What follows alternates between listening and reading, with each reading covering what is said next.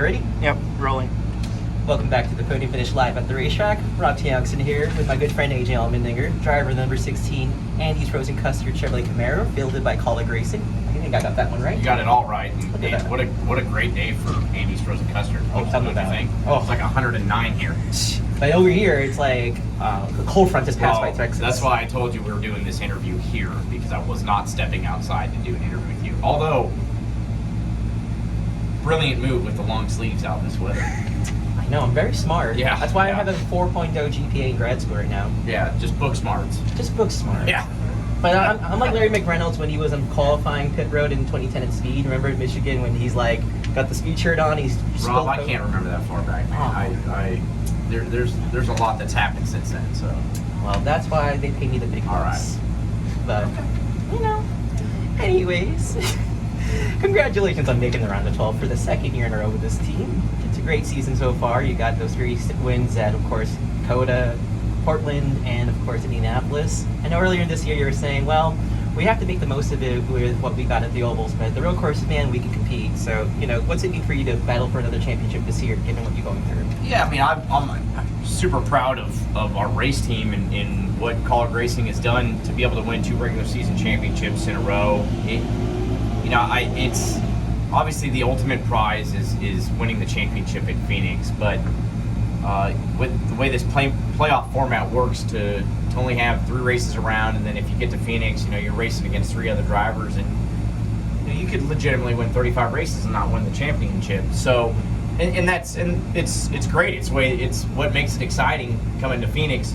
But to be able to win the regular season championship again, 26 races, the ups and downs. I love how we've executed this year. There's no doubt we've definitely needed more speed on the ovals at times, but we've executed every race for the most part, and that's the reason we won the championship. So hopefully we take that momentum and here in Texas, and we would love to win the race, but at least you start hopefully with a solid race and kind of get the playoffs kicked off. And it doesn't matter how you get to Phoenix as long as you get there in the Final Four. So that's what the ultimate goal is. Certainly. I mean, it's always a unique path, and you saw how hard it was to get there last year.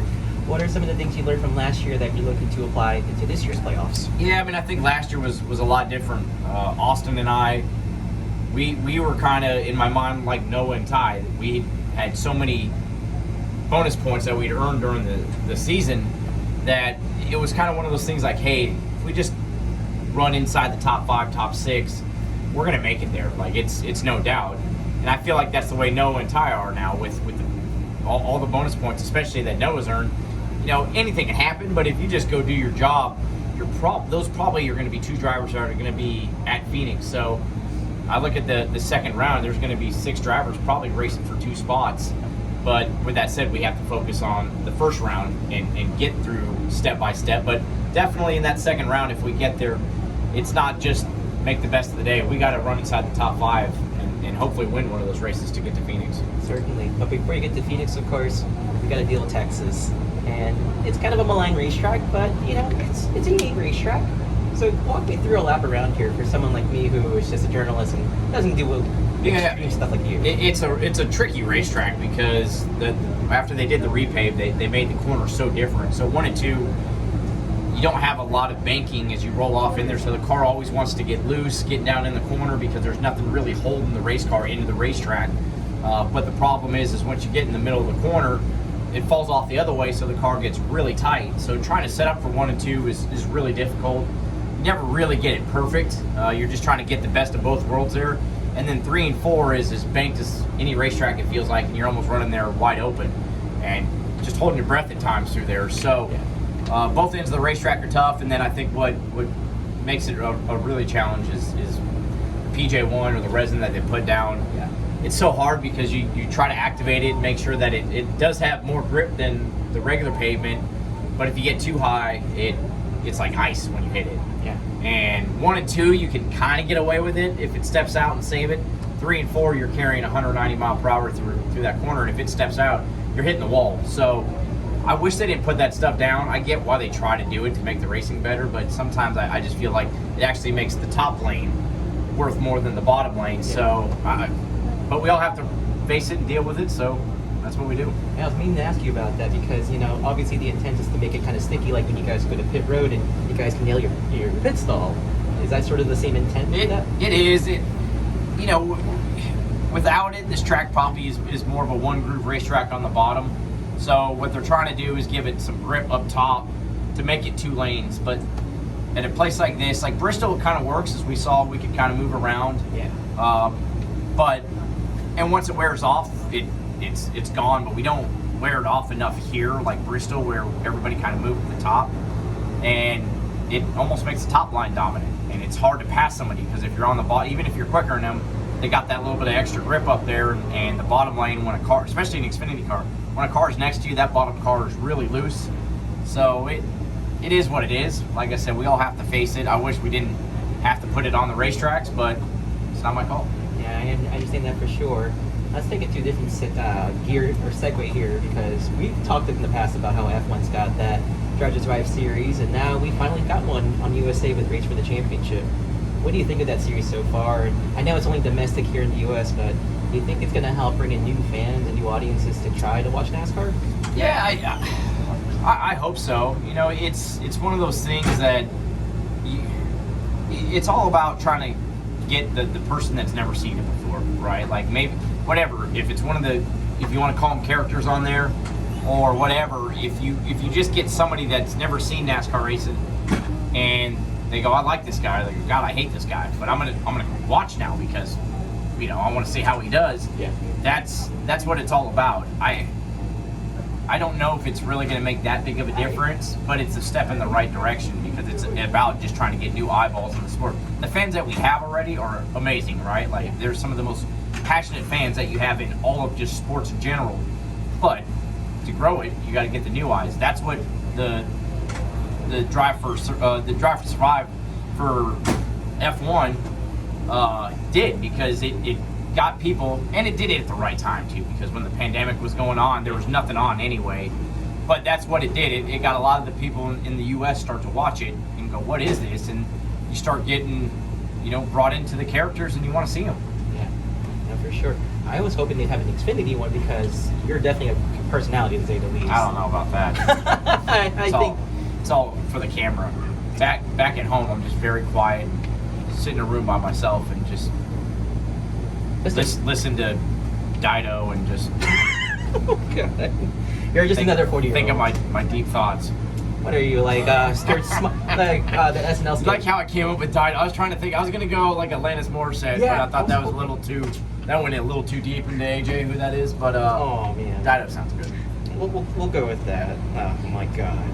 Now, obviously, in your T-shirt, you've got a really cool sponsor, Nandy's Frozen Custard, and like we said earlier, this is a hell of a day to have it. So, yeah. I mean, what do you think of your namesake flavor, by the way? I mean, it's perfect.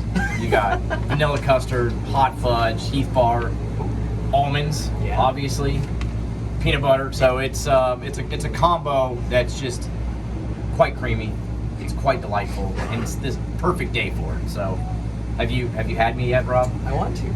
Yeah, I would. I'm not going to go with my line there that I use. No, because this is we'll do that off camera. Oh yeah, this is for a PG audience. Yeah, exactly. Yeah, we can't let the kids know. But anyways, I got to imagine, by the way, you are super thrilled about Sonoma going to the Xfinity Series schedule next year. Although I know you're focused on this year, but how long overdue has Sonoma been to be on the Xfinity schedule? Well, I'm just hoping it's a race that I can actually have a good race at Sonoma, because if you look at my career stats in Cup, that's actually one of my worst racetracks. It's sad, like. So I'm hoping to find something that I have a good race in at Sonoma, but I love it because that's basically my home race, and I always have. My parents live in North Carolina now, but I always have a lot of family and friends out there, and if it's great that hopefully I can run both of those races, and have two opportunities, at least have one good race in my life at Sonoma. I think Wine Country deserves to be a little nice tea, don't you think? I agree. I mean, come on.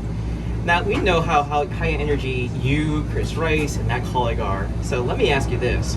What kind of energy drink or coffee would best define the energy and enthusiasm that all of you have to combine together? Celsius. That's easy. Oh, man. It's just a flavor of Celsius. Oh, Celsius. Oh, there you go. Let's put it on camera here. Yeah, Celsius. Peach vibes. So, I'm going to have to try it's that. just a matter of how I'm feeling that day, of which flavor I want. Yeah. But it's always Celsius. Okay, fair enough. Now, you mentioned to me a few months ago. Here you go. Look at this. Now, you mentioned a few months ago, I think you were driving. I hope you weren't. Or was the Terror driving? Or I don't know who it was.